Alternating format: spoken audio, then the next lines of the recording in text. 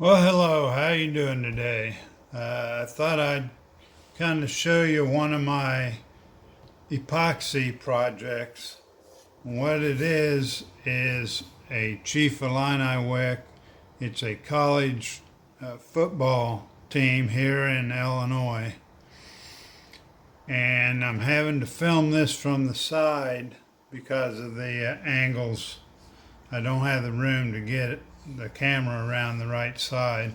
So basically this would be sitting like this, and as you can see, all that blue has been milled out, and I poured my first layer of blue epoxy in there. Then my next step will be to come back in here where all this orange is and mill all this out and fill it with orange. And hopefully at the same time, what I'll be able to do is come back in, and where the face is, I'll go ahead and cut that out of this area. So then I can pour the orange here and then the white for the face and let that dry overnight. Then I'll have to come back in once again and mill out all this all blue area, which is the feathers. And I'm actually cutting epoxy away at that time, so that's why I did it this way, because the less epoxy you actually cut away, the better off you are and less waste you have. So you got to kind of plan it out, but this has 10 different tool paths to it. So if I can get 2 or 3 cut at one time and fill those in and then just let those colors dry overnight, the less time I spend on this. So thought I'd do this, catch up on where I'm at. And then tomorrow, after this dries, I'll show you the next steps again. So now, today, since this is all dried off, I'm going to start milling out all this wood around all this.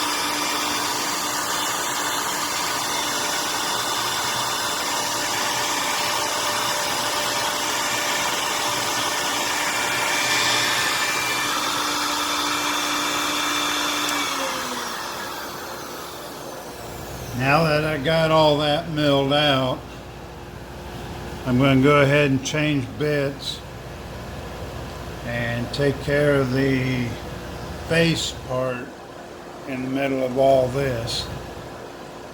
So I'll pause it here and change bits out and then cut the face.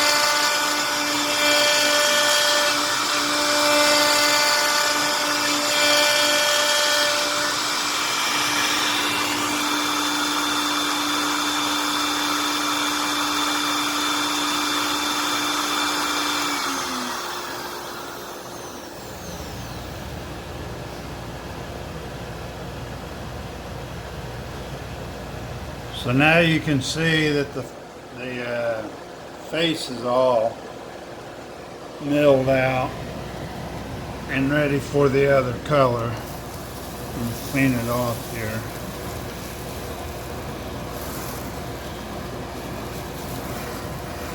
So the big area will be orange, and all this in here will be white. So I'll get that poured and let that dry overnight. Then we'll get back together the day after that.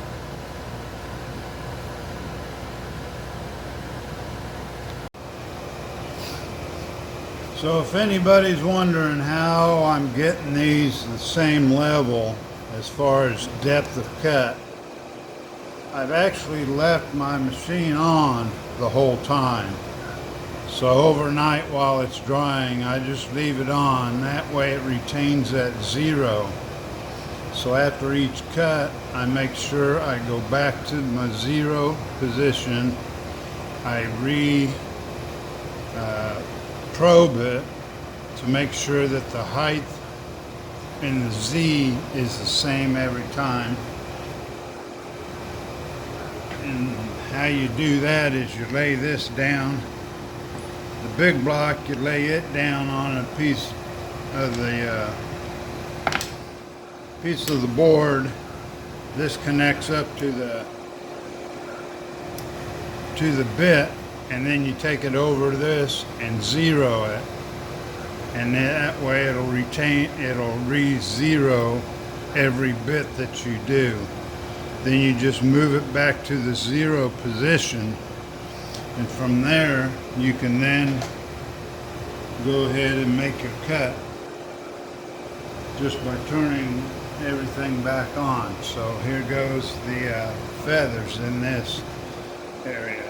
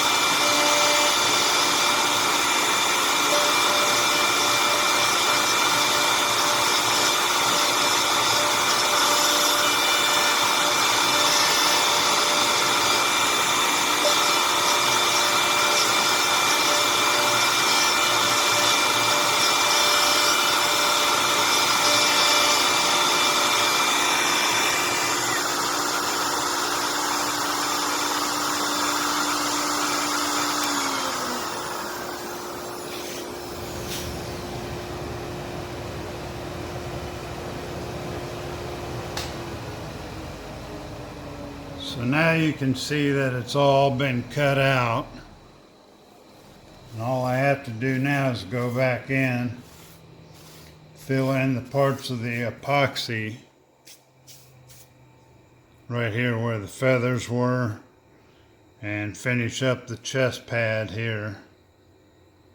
And then I'll be done. So that's basically how you do it.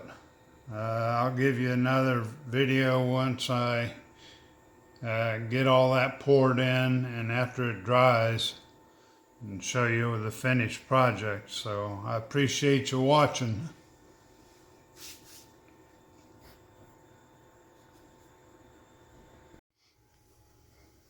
So this is what it looks like when it's all done. I've got all the epoxy poured. I still have to put a coating over it to seal it off. And once I do that, it'll bring out the colors a lot more, and I'll take another shot of that once I get that done. But I just got done sanding it smooth, and that's pretty much it.